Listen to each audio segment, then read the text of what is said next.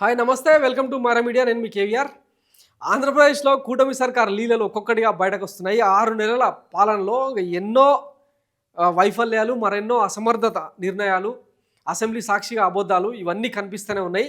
ఒకవైపు బాబు గారు ప్రచారంలో భాగంగా సంపద సృష్టిస్తాం, ప్రజలకు పంచుతాం, యువతకు ఉద్యోగ అవకాశాలు కల్పిస్తామని చెప్పి రకరకాల డబ్బా ప్రకటనలు చేశారు. ఇప్పుడు తీరా ఈ 6 నెలల పాలన కనుక చూస్తే జిఎస్టీ వసూళ్లు భారీగా తగ్గిపోయి దేశంలోనే ఎక్కడో పడిపోయిందనమాట మూలకు.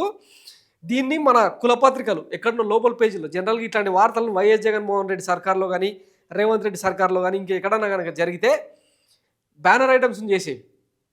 కానీ ఈరోజేమో లోపల పత్రికల్లో, లోపల పేజీస్లో నవంబర్లో 10% తగ్గిన ఏపీ జీఎస్టీ వసూళ్లు, నవంబర్ నెలలో ఆంధ్రప్రదేశ్ జీఎస్టీ వసూళ్లు 10% మేర తగ్గాయి. గతేడాది నవంబర్లో రాష్ట్రంలో జీఎస్టీ కింద 4093 కోట్లు వసూలు కాగా ఈ నవంబర్లో అది 3699 కోట్లకు పడిపోయింది. కేంద్ర ఆర్థిక శాఖ ఆదివారం విడుదల చేసిన నెలవారీ లెక్కల ద్వారా ఈ విషయం వెల్లడైంది. ఈ ఏడాది ఏప్రిల్ నుంచి నవంబర్ వరకు ఏపీ నుంచి సిజిఎస్టీ, ఎస్జిఎస్టీ, ఐజిఎస్టీ సెస్ కలిపి మొత్తం 30,056 కోట్లు వసూలైంది. ఎస్జిఎస్టీ, ఐజిఎస్టీ, ఎస్జిఎస్టీ భాగాన్ని రాష్ట్రాలకు పంచిన తర్వాత 2024-25 ఆర్థిక సంవత్సరంలో ఆంధ్రప్రదేశ్కు ఇప్పటి వరకు 21,998 కోట్ల వాటా దక్కింది. క్రితం సంవత్సరం కంటే ఇందులో 5% వృద్ధి నమోదైందని చెప్పి ఇట్లా బోకడా న్యూస్ రాసుకుంటూ వస్తారు అనమాట వీళ్ళు. వాస్తవానికి ఏం జరిగిందో ఒకసారి చూడండి. బాబు ష్యూరిటీ అంటే బాధుడి గ్యారంటీ అని అర్థం అనమాట. ఇక్కడ ఎక్కడుంది ఆంధ్రప్రదేశ్ 4,093 కోట్ల నుంచి 3,699 కోట్లు, -10% వసూళ్లు తగ్గినాయి. ఇట్లా వసూలు తగ్గడం వల్ల ఏమైందంటే రాష్ట్రానికి వచ్చే ఆదాయం కూడా, ఎందుకంటే జిఎస్టీ అనేది ఒక దిక్కుమాల పిచ్చితుగులకు నిర్ణయం, దాంట్లో కూడా ఇట్లా వసూలు తగ్గించి చూపిస్తే, జీరో మార్కెట్ని చూపిస్తే, ఎందుకంటే ఇది 2 రకాలుగా నష్టం. ఒకటి రాష్ట్రానికి వచ్చే సంపద ఏదైతే ఉందో కేంద్రం నుంచి వచ్చే వాటా, దాంట్లో కోత విధిస్తారు. రెండోది గవర్నమెంట్ లెక్కలకు చూపించకుండా అక్రమంగా ఎవరి జేబుల్లోకి, మన కులపోల జేబుల్లోకి, మన అస్మదీయుల జేబుల్లోకి వెళ్తాయన్నమాట. ఈరోజు ఇసుక మాఫియా, లిక్కర్ మాఫియా ఇవన్నీ ఏమైపోతున్నాయి. గతంలో ఇదే పవన్ కళ్యాణ్ ప్రతిపక్ష నేతగా ఉన్నప్పుడు ఒక్క ఇసుక మాఫియాని కంట్రోల్ చేస్తే ఏడాదికి 10,000 కోట్ల రూపాయలు ఖజానాకు చూపించచ్చు. దాని ద్వారా స్కూళ్ళను, ఇంకా వైద్యాన్ని, విద్యను అన్నింటినీ సంస్కరించవచ్చని పెద్ద పెద్ద మాటలు మాట్లాడారు. ఇప్పుడు మరి ఆయన కేంద్రంలో, రాష్ట్రంలో భాగస్వామిగా ఉన్నప్పుడు దీని గురించి ఏం చెప్తారు?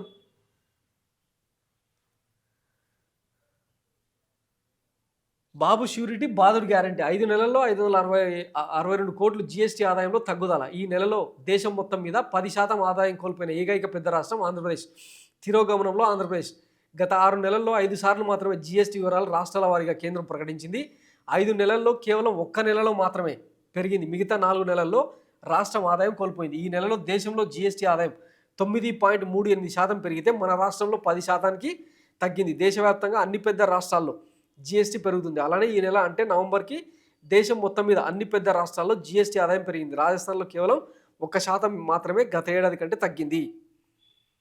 సో జూలైలో 2023 3,346 కోట్లు అంటే 7% తక్కువ. ఇట్లా లెక్కలు మొత్తం బయటకు వస్తూ ఉన్నాయన్నమాట. రాష్ట్రం పూర్తిగా తిరోగమనంలో పయనిస్తుందని కేంద్రం విడుదల చేసిన లెక్కలు చెప్తా ఉన్నాయి. దీని మీద ఒక పెద్ద మనిషి సూపర్గా మాట్లాడి ఒకసారి మీకు వినిపిస్తా చూడండి.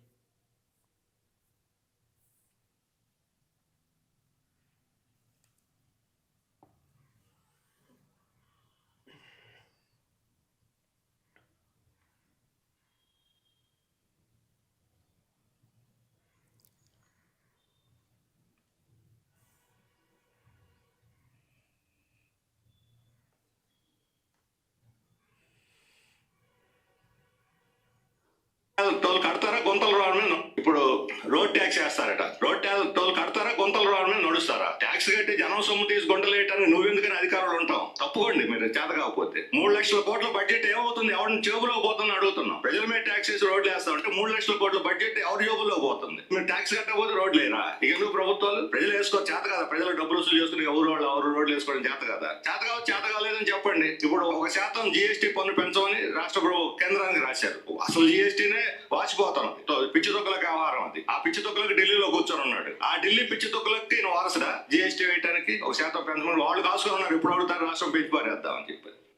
ఇప్పుడు రోడ్ ట్యాక్స్ వేస్తారట. రోడ్ ట్యాక్స్ విన్నారు కదా, ఉన్న వసూళ్ళే తగ్గిపోయి ఇప్పుడు పెట్రోల్ మీద సెస్సు, అమరావతి సెస్సు, తర్వాత నిత్యావసర ధరల మీద సెస్సు, ఇట్లా అన్ని రకాలుగా బాదుకుంటూ పోతే ప్రజల దగ్గర డబ్బులు ఎప్పుడు మిగిలేది, వాళ్ళ జీవన ప్రమాణాలు పెరిగేది ఎప్పుడు? సో ఇది కరెక్ట్ కాదు, ఆలోచించాల్సిన అవసరం ఉంది. రాష్ట్ర ప్రజలు కూడా దీని మీద క్వశ్చన్ చేయాల్సిన అవసరం ఉంది. Thanks for watching Mara media. నేను మీ కేవీఆర్. Thank you.